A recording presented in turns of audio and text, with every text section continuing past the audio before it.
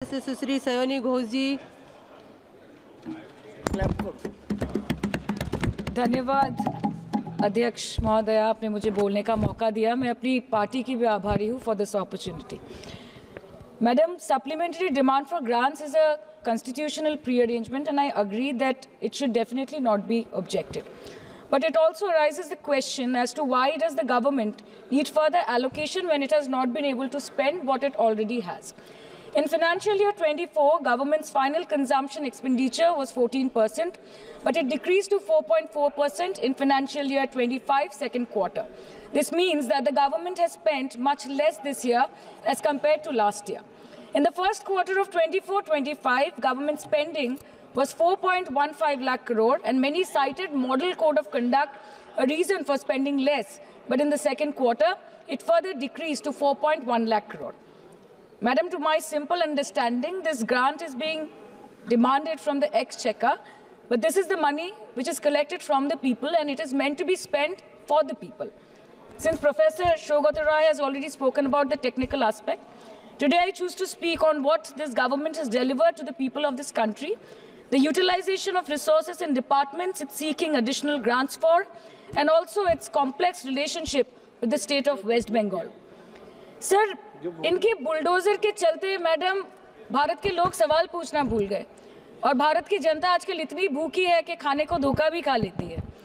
Madam, Bharat में एक middle class जो एक साल पहले एक वेजिटेरियन थाली 100 रुपए में खाता था, आज वही वेजिटेरियन थाली 152 रुपए की हो गई।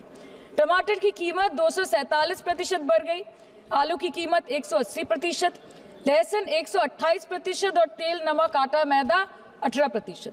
पहले आम आदमी पॉकेट में पैसा लेके बाजार जाता था और थैली भरकर सामान लाता था, लेकिन अमृतकाल में आदमी थैली भरकर पैसा लेके जाता है और पॉकेट में आलू, टमाटर, प्याज लेके घर वापस आता है। सर, माननीय वित्त मंत्री ने पहले कहा था कि बहुत हो गई महंगाई की मार, अब की बार मोदी सरकार, और आज उनके विचार में inflation is an international problem, महंगाई एक अंतरराष्ट्रीय समस्या है। तो विश्व गुरु, विश्व बंधु इस अंतरराष्ट्रीय समस्या का समाधान क्यों नहीं कर पा रहे हैं? Ma'am, 74% of Indians are unable to afford a healthy diet. The household savings have plunged to a 50-year low. Around 48% of the households in this country are facing a financial crisis क्योंकि उनका खर्चा उनकी कमाई से ज़्यादा है. The economic inequality in India is a 100-year high. The country's GDP growth rate for the second quarter 24-25 decreased to 5.4%, which is the lowest in 2 years. The government's total debt has reached a staggering 176 lakh crore, and the total debt is expected to soar up to 185 lakh crore by the end of the financial year. आज आपके उधार की वजह से हर हिंदुस्तानी पर 1.25 लाख का बोझ चढ़ गया, और आप उनकी मजबूरी को अपनी ताकत समझते हैं। बंगाल में ऑल इंडिया तृणमूल कांग्रेस की प्रदेश युवा अध्यक्ष होने के नाते मुझे हर दिन कई नौजवानों से बात करनी पड़ती है। वो मुझे ये पूछते हैं कि मोदी जी ने हर साल 2 करोड़ नौकरी का वादा किया था, अर्थात 10 साल में 20 करोड़ नौकरी। उन नौकरियों का क्या हुआ, उन वादे का क्या हुआ? मैं बस उन्हें यही कह पाती हूँ कि पत्ते तो झड़ते हैं, उठाता है कोई कोई, वादे तो सभी करते हैं, निभाता है कोई कोई। Ma'am, as per the latest report by CMIE, the unemployment rate has risen to 9.2% in June 2024 as compared to 4.9% in 2013-2014. Female unemployment rate is much higher at 18.5% in June 2024 as compared to 7.7% in 2013-14. Around 37% of working women are unpaid. In rural areas, this figure is at a horrific 43%. प्रधानमंत्री जी बोलते हैं सबका साथ, सबका विकास, सबका विश्वास। अगर ऐसा ही है तो भारत के लोग आज देश छोड़ के क्यों जा रहे हैं? 2018 से लेके 2023 के बीच 6,70,000 भारतीय ने अपनी नागरिकता त्याग दी। सिर्फ 2022 में ये संख्या करीबन 2,25,000 की थी। In 2022 alone, 7,500 high net worth individuals with a net worth of more than 8.3 crore or more left India. नवंबर 2022 से सितंबर 2023 सिर्फ 10 महीने में 96,917 Indians were arrested attempting to cross the United States illegally. Modi ji कहते हैं कि वो सबके साथ है, मगर ये आंकड़े बोलते हैं जो सबका होता है वो किसी का नहीं होता। और बंगाल के साथ तो कुछ अलग ही रिश्ता है इनका। The relationship is that of quid pro को, ठुकरा के मेरा प्यार मेरा इंतकाम देखेगी। मतलब वोट है तो नोट है और वोट नहीं तो नोट नहीं। As per the available reports, as on 19 July, rupees 1.23 lakh crore is already due from the government of West Bengal against flagship programs like Manrega, PM Awas Yojana, Gram Sadak Yojana, National Health Mission, Central Food Subsidy. Further, 40,806 crore is projected dues against these schemes, bringing the total amount to a staggering 1.71 lakh crore. Madam, health care की schemes में सिर्फ fund हमको दिया नहीं जाता क्योंकि colour coding match नहीं करता है। सो आप सबका साथ सबका विकास जो बोलते हैं, is it hinging on colour coding?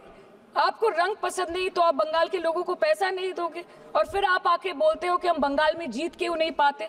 Ma'am, this is the reason, this step motherly attitude, जिसके लिए बंगाल के लोग हर बार इनको बड़े बड़े रसगुल्ला खिलाकर वापस दिल्ली भेज देते हैं। Even after making several attempts to crush our aspirations and our economy, Bengal government stands tall and true towards the commitment towards its people. Bengal में सिर्फ दीदी है तो मुमकिन है। The West Bengal government started transferring money to the bank accounts of 21 lakh people who worked for 100-day scheme without receiving any payments from the central government for Manrega. Even before Ayushman Bharat, in Bengal, Shastra Shati, a cashless scheme was launched, providing treatment cost up to 5 lakh for per person belonging to any strata of the society. आज कलकत्ता के किसी आलिशान private hospital में जहाँ पे एक अमीर आदमी की चिकित्सा होती है, वही बगल वाले बेड में एक गरीब मजदूर, एक गरीब किसान की भी ट्रीटमेंट होती है। यही है ममता बनर्जी का विकास। और आपके अमृत काल में the cost of medical treatment has been doubled in the last 5 years। आप फार्मास्यूटिकल्स की, सर आरजीकर पे बात ना बोले, आपकी सीबीआई पे अभी तक कुछ बोल नहीं पाए। हम लोगों ने जो, हमारी पुलिस ने जो बोला था, they are still sticking to that. So उसके बारे में मत बात करें, ठीक है? आप उत्तर प्रदेश के बारे में बात करें ना sir. Sir, medical inflation is at 14%। Regularly लिए जाने वाले दवाइयों की कीमत 50% बढ़ गई। आप सिविल एविएशन के लिए ग्रांट्स मांग रहे हैं। एक डोमेस्टिक फ्लाइट, उसकी राउंड ट्रिप की टिकट 20 से 30 हजार में बिक रही है। आम आदमी आज हवाई चप्पल पहन के हवाई जहाज नहीं चल रहा, आम आदमी हवाई चप्पल बेच के हवाई जहाज चल रहा है। You are demanding funds for education but conveniently ignoring the fact that 11 lakh children have dropped out of school according to your own data. आज भारत में सिर्फ 47.51% स्कूलों के पास कंप्यूटर की फैसिलिटीज है और उसमें 9% के पास internet connection. In law and justice, you have not been able to provide legal aid to more than 1% of the eligible population. In public enterprises, 5.1 lakh public sector jobs have disappeared in the last 10 years. Railway में करीबन 2.5 lakh post बाकी हैं और उसमें से vacancy है in critical safety categories. नए भारत में आजकल ट्रेन पटरी के ऊपर कम और पटरी के बाहर ज्यादा चलती है। मुझे दुख लगता है इस सदन में ये कहते हुए मैडम कि मैंने अपने लोकसभा क्षेत्र जादवपुर लोकसभा क्षेत्र के लिए एक बारुईपुर कोबी सुभाष मेट्रो एक्सटेंशन की मांग की थी। मुझे डिपार्टमेंट से ये चिट्ठी मिली जिसमें उन्होंने लिखा है that this project is not economically viable and this project is अनरेम्यूनरेटिव।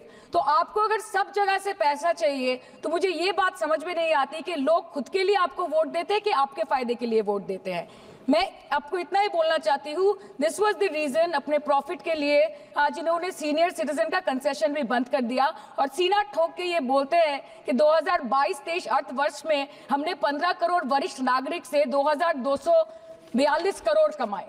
धन्यवाद माननीय सदस्य। मैं 2 बात और बोल के खत्म कर दूंगी कि लोकसभा पे खर्च करके क्या फायदा मैडम, जब यहाँ पे विपक्ष को बोलने का अधिकार ही ना हो। लोकसभा के लिए भी तो ग्रांट मांगा है ना मैम। और अभी सर बोल रहे थे कि बेटी बचाओ बेटी पढ़ाओ, तो 10 साल पहले मोदी जी ने लॉन्च किया था, लेकिन उसके 80% पैसे सिर्फ पब्लिसिटी और मार्केटिंग और एडवर्टाइजमेंट में खर्च कर दिए। आपके उत्तर प्रदेश, मध्य प्रदेश, राजस्थान में ना बेटी को पढ़ा पा रहे और ना बेटी को बचा पा रहे। बंगाल आए और देखिए कि ममता बनर्जी ने विधानसभा में अपराजिता एक्ट में बिल पास किया है, कन्याश्री किया है।